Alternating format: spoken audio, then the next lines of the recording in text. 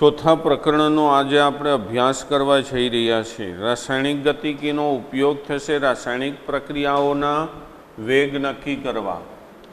જે રાસાયણિક પ્રક્રિયા થાય છે એ રાસાયણિક પ્રક્રિયાનો વેગ નક્કી કરવા માટે આ પ્રકરણનો ઉપયોગ થશે।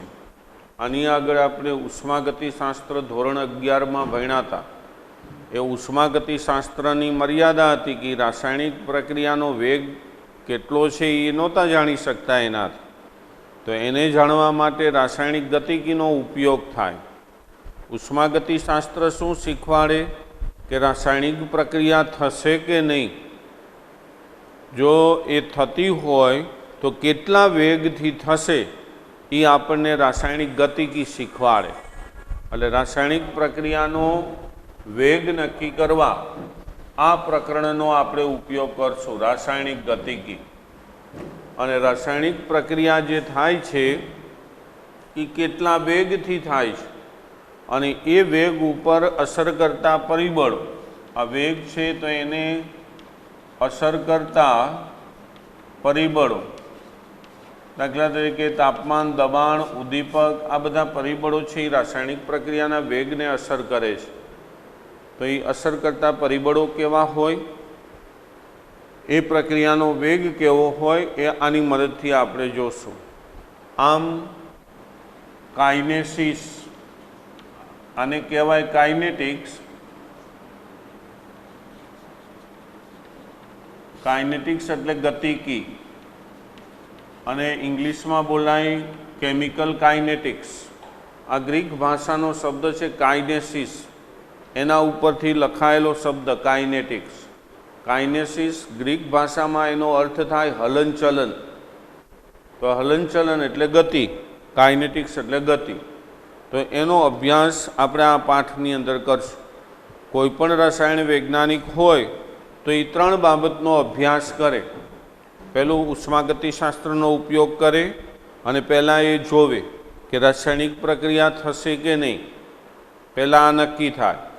જો રાસાયણિક પ્રક્રિયા થતી હોય તો એ રાસાયણિક પ્રક્રિયા છે એ કેટલા વેગથી થાય, સંતુલન પ્રાપ્ત કરવા માટે કેટલો સમય લે, અને એ સંતુલન પ્રાપ્ત કરવા જેને સમય લીધો એ સમય દરમિયાન કેટલા વેગથી થઈ, આવા બધા પરિબળોનો એ રાસાયણિક વૈજ્ઞાનિકો અભ્યાસ કરતા હોય છે।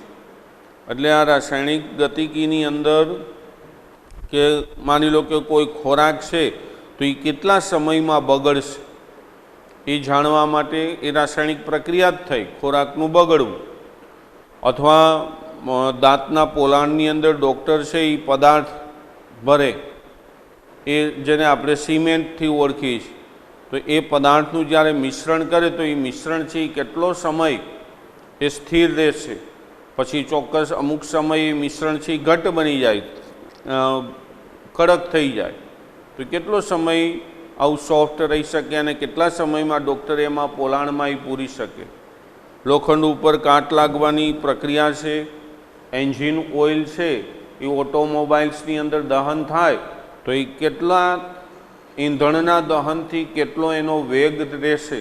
તો આવી બધી એક પ્રકારની રાસાયણિક પ્રક્રિયાઓ છે, એ પ્રક્રિયાના વેગ ઉપર આધારિત આ આપણું પ્રકરણ છે રાસાયણિક ગતિકી। એટલે પ્રક્રિયાના વેગ માટે કેટલીય બાબતોનો આપણે અભ્યાસ કરશું કે એ પ્રક્રિયાનો ક્રમ કેવો, રાસાયણિક પ્રક્રિયાનો વેગ, એનો સરેરાશ વેગ, એનો ત્વરિત વેગ, ત્યાર પછી કોઈ પણ બે અણુ છે એ રાસાયણિક પ્રક્રિયા કરે છે તો અથડાય છે, તો અથડામણ થતી હોય અણુઓની તો એ રાસાયણિક પ્રક્રિયામાં પરિણમશે કે નહીં। પછી પ્રક્રિયાઓના જુદા જુદા પ્રકાર છે, શૂન્ય ક્રમની પ્રક્રિયા છે, પ્રથમ ક્રમની પ્રક્રિયાઓ છે, જે પરીક્ષામાં પૂછાતા પ્રશ્નો છે। આ સિવાય સંઘાતનો નિયમ અને આણ્વિકતા, પ્રક્રિયાના ક્રમ, આવા મુદ્દાઓની ચર્ચા છે એ આપણે આ પ્રકરણની અંદર કરવાની થશે। તો સૌ પ્રથમ આપણે શરૂઆત કરી છે રાસાયણિક પ્રક્રિયાનો વેગ।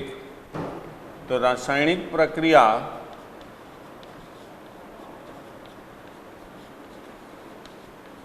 પ્રક્રિયાનો વેગ કઈ રીતે નક્કી કરાય એની આપણે આજ ચર્ચા કરવાના છે। कोईपण प्रक्रिया होय, दाखला तरीके आयनीय प्रक्रिया होय तो खूब झड़पी त्वरित प्रक्रियाओ छे, झड़पथी थती प्रक्रिया छे। एम तटस्थीकरणनी प्रक्रिया छे ए त्वरित थती झड़पथी थाय। दाखला तरीके आयनीय प्रक्रियानुं तमे उदाहरण ल्यो तो सिल्वर नाइट्रेटना द्रावणमां AgNO3 ना द्रावणमां तमे सोडियम क्लोराइड नाखशो तो सीधुं ज एमांथी सिल्वर क्लोराइडना सफेद अवक्षेप मळी जशे, सिल्वर क्लोराइडना। तो आ प्रक्रिया खूब झड़पथी थाय एटले आने आपणे झड़पी प्रक्रियाथी ओळखी छे। ए ज रीते तटस्थीकरणनी प्रक्रिया होय, दाखला तरीके HCl અને NaOH एसिड અને બેઝની પ્રક્રિયાથી ક્ષાર NaCl અને પાણી બને 10⁻⁹ સેકન્ડની અંદર અથવા 1 નેનો સેકન્ડમાં થતી આ પ્રક્રિયા છે। તો એટલી ઝડપથી પ્રક્રિયા પૂરી થઈ જાય તો એને આપણે ઝડપી પ્રક્રિયાથી ઓળખી છે। પણ લોખંડની સપાટી ઉપર જે હવાની હાજરીમાં કાટ લાગવાની પ્રક્રિયા છે, લોખંડનું કટાવ, જેને આપણે લોખંડનું ક્ષારણ કહીએ છીએ, તો આને ધીમી પ્રક્રિયા કહી શકાય કે ભાઈ લોખંડની બારી લગાડી તરત એ કટાઈ નથી જતી, તો એ ધીમી પ્રક્રિયા થઈ। તો આમ ઝડપી પ્રક્રિયા, ધીમી પ્રક્રિયા અને અમુક થોડી મધ્યમ પ્રક્રિયાઓ હોય। દાખલા તરીકે ખાંડનું વ્યુત્ક્રમણ, સ્ટાર્ચનું જળ વિભાજન, ખાંડના વ્યુત્ક્રમણની ઘટના આગળ આવશે। ખાંડનું વ્યુત્ક્રમણ, સ્ટાર્ચનું જળ વિભાજન, તો આ બધી મધ્યમ પ્રક્રિયાઓ છે। તો આમ પ્રક્રિયા છે એ 3 પ્રકારની હોય। ખૂબ ઝડપી પ્રક્રિયાઓ હોય, મધ્યમ પ્રક્રિયાઓ હોય અને ધીમી પ્રક્રિયાઓ હોય। તો આવી પ્રક્રિયાઓના અભ્યાસ વિશે આપણે આગળ અભ્યાસ કરવાનો થશે। ઓટોમોબાઈલ્સ છે, વાહનો હોય તો આપણે એનો વેગ નક્કી કરવા માટે, એની ઝડપ નક્કી કરવા માટે અંતર અને સ્થાન આ બેનો ઉપયોગ કરીશ। આપણે એમ કહી કે કોઈ પણ વાહન છે તો એની ઝડપ કેટલી, તો કે ઝડપ બરાબર અંતર ભાગ્યા સમય। આપણે આવું કહી કે એકમ સમયમાં વાહને કાપેલા અંતરને એ વાહનની ઝડપ બોલાય। તો આ ઓટોમોબાઈલ્સના સંદર્ભમાં થયું। પણ રાસાયણિક પ્રક્રિયાઓ જે થતી હોય આવી એ પ્રક્રિયાનો વેગ છે એ આ રીતે નક્કી ન કરાય અંતર ભાગ્યા સમયથી। તો એ રાસાયણિક પ્રક્રિયાનો વેગ નક્કી કરવા માટે પ્રક્રિયકો અને નિપજો આની જે સાંદ્રતાની અંદર જે ફેરફાર થાય સમયની સાથે એના ઉપરથી એ પ્રક્રિયાના વેગ નક્કી કરવામાં આવે છે। તો પ્રક્રિયકો છે એની સાંદ્રતા રાસાયણિક પ્રક્રિયાના વેગમાં ઘટાડો થાય એટલે એકમ સમયમાં પ્રક્રિયકોની સાંદ્રતામાં થતો ઘટાડો એ રાસાયણિક પ્રક્રિયાની ઝડપ થઈ અથવા એનો વેગ થયો, અથવા એકમ સમયમાં રાસાયણિક પ્રક્રિયાના એકમ સમયમાં નિપજની સાંદ્રતામાં થતો વધારો, કારણ કે નિપજ વધશે। કોઈ પણ રાસાયણિક પ્રક્રિયા થાય તો આને પ્રક્રિયક કહી છીએ આપણે, આને નિપજ કહી છીએ। તો આ પ્રક્રિયકો ઘટતા જાય, આમે નિપજ શું થાય, બનતી જાય એટલે એ વધે। તો એકમ સમયમાં પ્રક્રિયકની સાંદ્રતામાં થયેલો ઘટાડો એ રાસાયણિક પ્રક્રિયાનો વેગ છે, પણ સામે એકમ સમયમાં નિપજની સાંદ્રતામાં થતો વધારો એને પણ રાસાયણિક પ્રક્રિયાનો વેગ કહેવાય। અને સાંદ્રતા છે એના અનુસંધાને આપણે એવું કહી શકીએ કે પ્રક્રિયકોની સાંદ્રતા રહીને એ ઘટે પ્રક્રિયાના વેગ ઉપર, એકમ સમયમાં એની સાંદ્રતામાં ઘટાડો થાય, સામે એકમ સમયમાં નિપજની સાંદ્રતામાં શું થશે, વધારો થશે। તો એના ઉપરથી રાસાયણિક પ્રક્રિયાનો વેગ છે એ આપણે નક્કી કરી શકીએ। આપણે એક સાદી કાલ્પનિક પ્રક્રિયા લઈ કે એક પ્રક્રિયક છે R, એમાંથી નિપજ P બને છે। R એટલે રિએક્ટન્ટ, એને ગુજરાતીમાં પ્રક્રિયક બોલી, P એટલે પ્રોડક્ટ, ને પ્રોડક્ટને આપણે નિપજ કહી છીએ। તો એક કાલ્પનિક પ્રક્રિયા લીધી છે R થી P, 1 મોલ R એટલે 1 મોલ પ્રક્રિયક છે એમાંથી 1 મોલ નિપજ બને છે। નિપજ પી બની, 1 મોલ પ્રક્રિયક આર માંથી 1 મોલ નિપજ પીની અંદર રૂપાંતર થયું. તો આપણે જાણીએ છીએ કે આ 1 મોલ પ્રક્રિયક છે એની સાંદ્રતા સમય સાથે ઘટતી જશે. સામે નિપજ જે બને છે 1 મોલ એની સાંદ્રતા સમય સાથે શું થશે? વધતી જશે. ધારી લઈએ આપણે કે T1 સમયે પ્રક્રિયક આરની સાંદ્રતા R1 છે અને એ સમયે નિપજ પીની સાંદ્રતા P1 છે. એક આપણે સમય લીધો, ચોક્કસ સમય T1 કે જ્યારે પ્રક્રિયકની સાંદ્રતા R1 હતી અને નિપજની સાંદ્રતા P2 હતી. રેડી?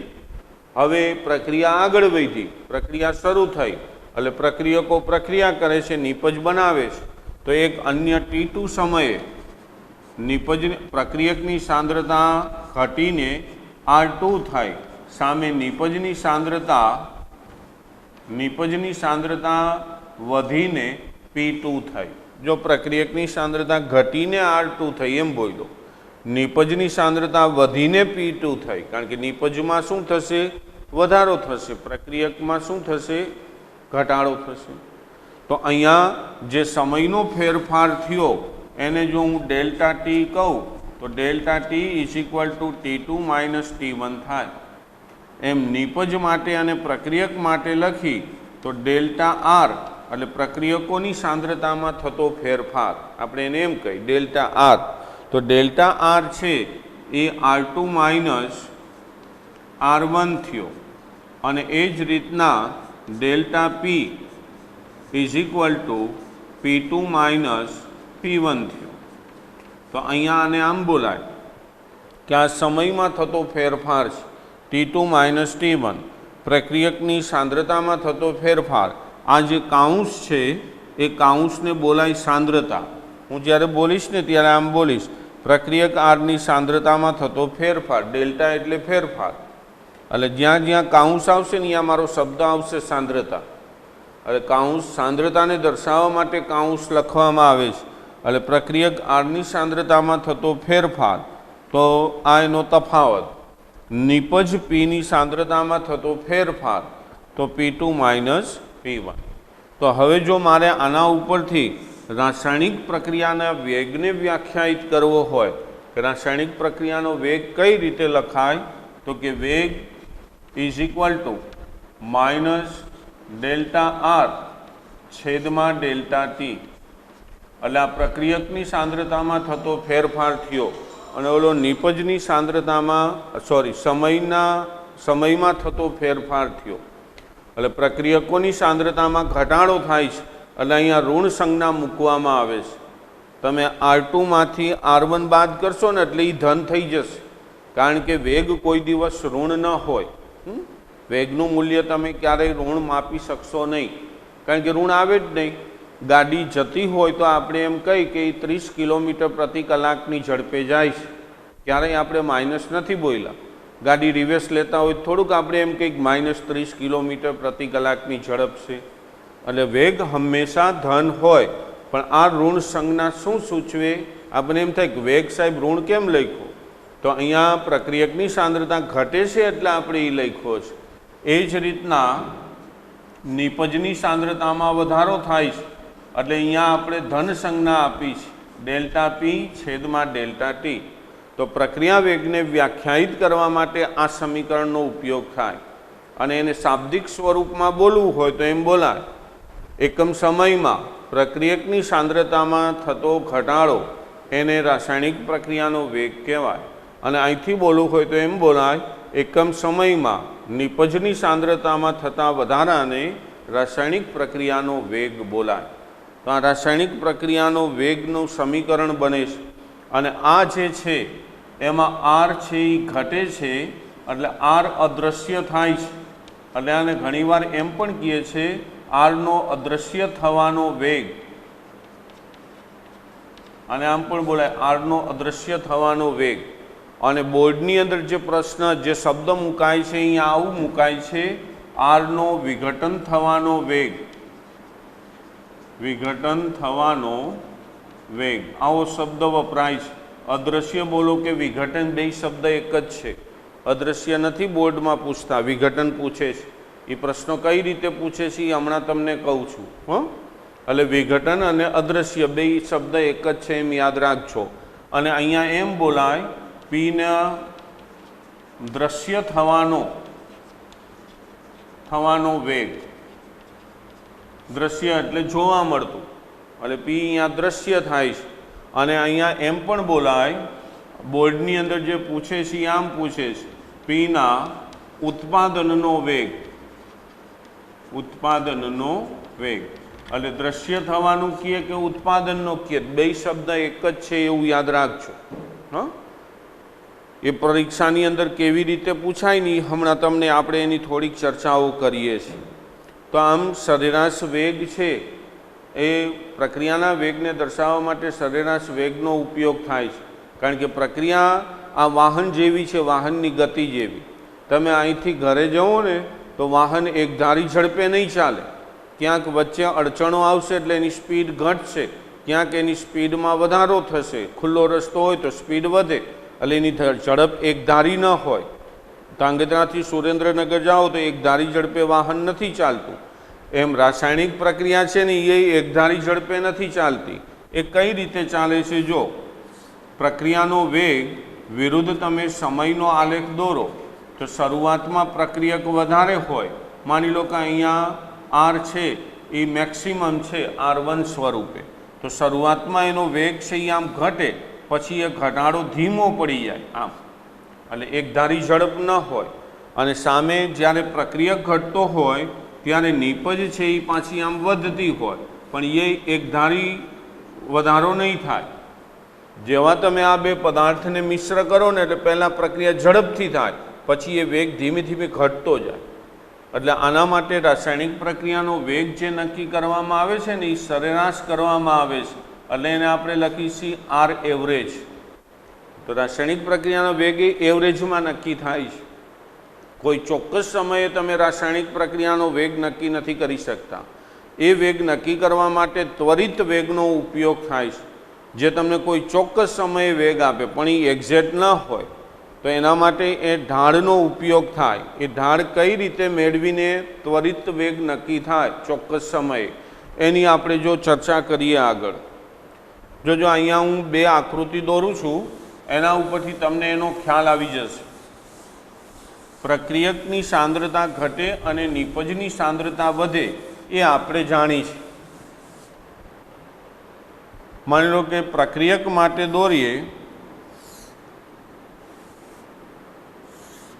સાંદ્રતા વિરુદ્ધ સમયનો આલેખ હું દોરું છું। આ બાજુ સાંદ્રતા લખેલી છે, આ બાજુ સમય છે।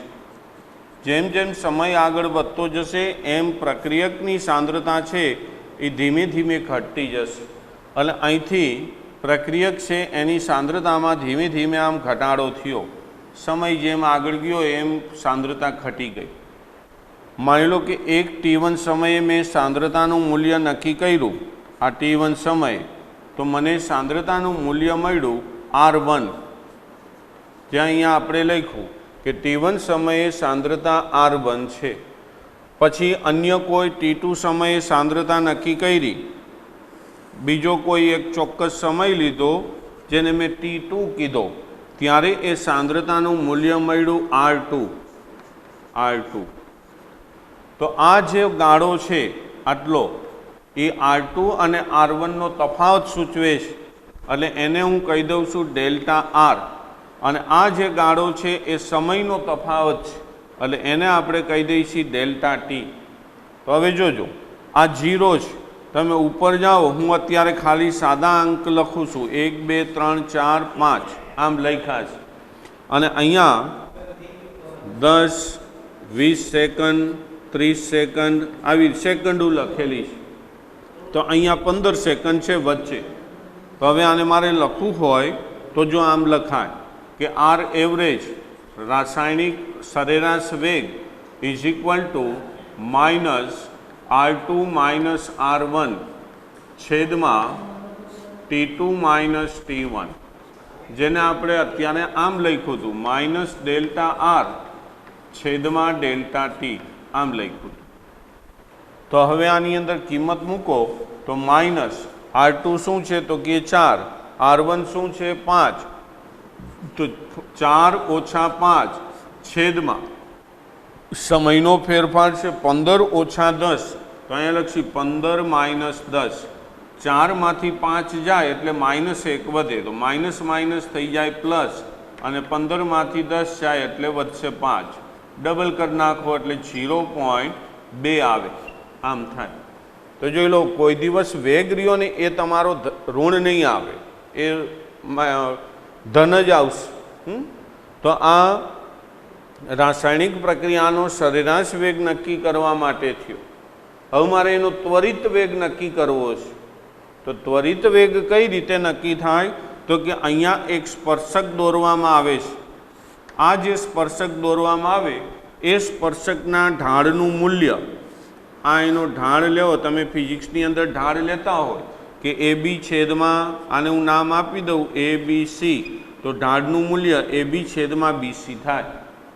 રેડી? તો અહીંયા આ AB છે એ સાંદ્રતાનો ફેરફાર છે, જેને આપણે કહી છીએ DR.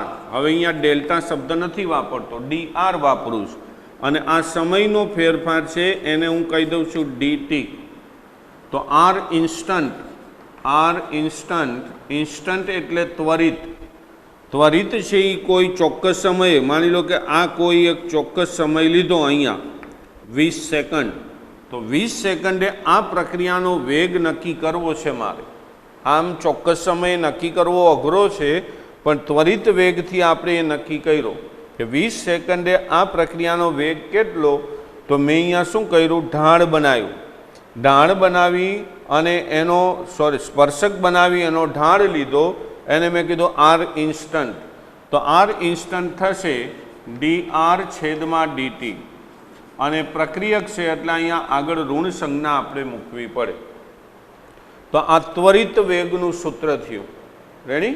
જે કોઈ ચોક્કસ સમયે એનો વેગ આપણને આપે છે. આ વાત થઈ પ્રક્રિયકની. પછી જો નિપજ હોય તો નિપજ માટે પણ આ જ રીતની ચર્ચાઓ થશે. નિપજની સાંદ્રતામાં સમય સાથે વધારો થશે એટલે એનો આલેખ છે એ આ રીતે આવે, કારણ કે નિપજ છે એ આમ વધતી જાય સમય સાથે. આપણે T1 સમયે નીચે સમય લીધો છે, ઉપર સાંદ્રતા છે. આ સાંદ્રતા હવે નિપજની છે એવું માની લો. સાંદ્રતામાં સમય સાથે વધારો થાય છે, તો T1 સમયે નિપજની સાંદ્રતા આપણે લખી નાખી કે ભાઈ P1 છે. એક અન્ય T2 સમયે એની સાંદ્રતાનું મૂલ્ય P2 થાય છે. તો આના માટે તમે એનો સરેરાશ વેગ લખો R એવરેજ. તો તમે આમ લખશો કે ડેલ્ટા P છેદમાં ડેલ્ટા T. તો અહીંયા ડેલ્ટા P એટલે P2 માઇનસ P1 છેદમાં T2 માઇનસ T1, આમ થાય. તો P2 જો ઉપર છે એટલે આ પદ મોટું હોય, P1 નીચે છે એટલે એ પદ નાનું હોય. નીચે આવો એમ 0 થાય. તો તમારું P2નું મૂલ્ય ઊંચું છે, એમાંથી નાનું મૂલ્ય બાદ કરો છો એટલે આનો તફાવત રહ્યો ને એ ધન જ આવશે. એટલે નિપજ હોય ને એની આગળ વેગ દર્શાવવા ધન સંજ્ઞા વપરાય, અને પ્રક્રિયક હોય તો એની આગળ વેગ દર્શાવવા ઋણ સંજ્ઞા વપરાય. આ ખાસ યાદ રાખજો. તો જેમ તમે પ્રક્રિયકની અંદર R ઇન્સ્ટન્ટ નક્કી કર્યો તો ત્વરિત વેગ, એમ નિપજની અંદર પણ ત્વરિત વેગ નક્કી થાય. માની લો કે આ ચોક્કસ એક T સમયે મારે પ્રક્રિયાનો વેગ નક્કી કરવો છે, તો મારે અહીંયા એનો સ્પર્શક દોરવો પડે. અને આ સ્પર્શકનો જ્યારે હું ઢાળ નક્કી કરું ત્યારે આ નિપજની અંદર થતો ફેરફાર એને આપણે કહી દઈશું DP, અને આ સમયની અંદર થતો ફેરફાર એને કહી દઉં DT. તો અહીંયા R ઇન્સ્ટન્ટ લખવું હોય તો R instant is equal two DP છેદમાં DT, આ રીતે લખાય. તો આમ રાસાયણિક પ્રક્રિયાના વેગ નક્કી કરવા માટેનો આ નિયમ છે. હવે તમે જુઓ કે રાસાયણિક પ્રક્રિયાના વેગમાં ઉપર આપણે સાંદ્રતા લખી છે ને નીચે સમય લખી છે. એટલે પ્રક્રિયા વેગ છે એના એકમો છે એ કઈ રીતે નક્કી કરવા, તો આ એક ખાસ યાદ રાખજો, પ્રથમ ક્રમ, દ્વિતીય ક્રમ, શૂન્ય ક્રમ એ પ્રક્રિયાની અંદર એકમો પરીક્ષામાં પૂછાય છે, ગુજકેટમાંય પૂછાય છે અને JEEમાંય પૂછાય. તો એના માટે પ્રક્રિયા વેગ એના એકમો નક્કી કરવા. તો પ્રક્રિયા વેગનો એકમ તો કે વેગ બરાબર તમે લખો છો સાંદ્રતા છેદમાં સમય, આવું લખો છો. ઉપર પ્રક્રિયક અથવા નિપજની સાંદ્રતા, નીચે લખી છે સમય. એટલે વેગનો એકમ થશે સાંદ્રતા પ્રતિ સમય. આ એનો એકમ થયો પ્રક્રિયા વેગનો. પણ સાંદ્રતા જનરલી આપણે માપીશું કેમાં? તો કે મોલારિટીમાં અથવા મોલ પ્રતિ લીટરમાં. તો આને આમ પણ લખાય મોલ પ્રતિ લીટર, અને સમય માપી છે સેકન્ડમાં, એટલે મોલ પ્રતિ લીટર પ્રતિ સેકન્ડ. આ પ્રક્રિયા વેગનો એકમ બન્યો. અને જો મોલ પ્રતિ લીટર ન લખવું હોય તો અહીંયા મોલારિટી પણ લખાય કેપિટલ M અને સેકન્ડ ઇનવર્સ, આમ પણ આવશે ઘણી જગ્યાએ. એટલે મોલ પ્રતિ લીટર લખો કે મોલારિટી લખો, બે વસ્તુ એક. પણ આ એકમોનો ઉપયોગ ત્યારે થાય કે જ્યારે પ્રક્રિયા છે એ દ્રાવણની અંદર થતી હોય. જો પ્રક્રિયાની અંદર પ્રક્રિયકો વાયુ સ્વરૂપ હોય તો વાયુ સ્વરૂપ પ્રક્રિયક માટે સાંદ્રતા છે એ આપણે એટમોસ્ફિયરમાં નક્કી કરી છે. ATM એટમોસ્ફિયર અથવા વાતાવરણમાં નક્કી કરી, વાતાવરણ લખી અથવા બાર પણ લખી છે. તો અહીંયા આ એકમ છે એ મોલ પ્રતિ લીટરની જગ્યાએ એટમોસ્ફિયર પ્રતિ સેકન્ડ થઈ જશે. આ ત્યારે જ એકમનો ઉપયોગ થાય કે જ્યારે પ્રક્રિયા વાયુ સ્વરૂપ હોય ત્યારે. વાયુ સ્વરૂપ પ્રક્રિયકો, વાયુ સ્વરૂપ નિપજો હોય, અને જ્યારે વાતાવરણ શબ્દનો ઉપયોગ થયો હોય અથવા બાર એકમનો ઉપયોગ થયો હોય ત્યારે આ એકમ આપણે વાપરશું એટમોસ્ફિયર પ્રતિ સેકન્ડ. એક સાદો અમથો કોયડો આપેલો છે, એ પરીક્ષામાં આમ પૂછતા નથી ક્યારેય, પણ ખાલી એક બાબત સમજવા માટે એનો આપણે ઉપયોગ કરીશું. જોજો.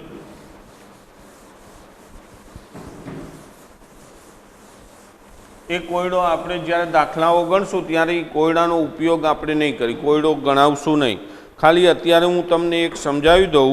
બ્યુટાઇલ ક્લોરાઇડની એક જળ વિભાજન પ્રક્રિયા છે, એમાં જુદા જુદા સમયે સેકન્ડમાં આપેલો છે 0 સેકન્ડ, 50 સેકન્ડ, 100 સેકન્ડ, 150 સેકન્ડ, બધી સેકન્ડ હું નથી લખતો, આમ આપેલું છે એ ભલે રહ્યું. અને ત્યારે એની મોલ પ્રતિ લીટરમાં સાંદ્રતા આપેલી છે કે 0.100, 0.0905, 0.0820, એમ 0.0741, આમ સાંદ્રતાના મૂલ્યો છે. આપણે કીધું છે કે એમાં ભાઈ સરેરાશ વેગ છે એ કેટલો હોય, આવું પૂછ્યું.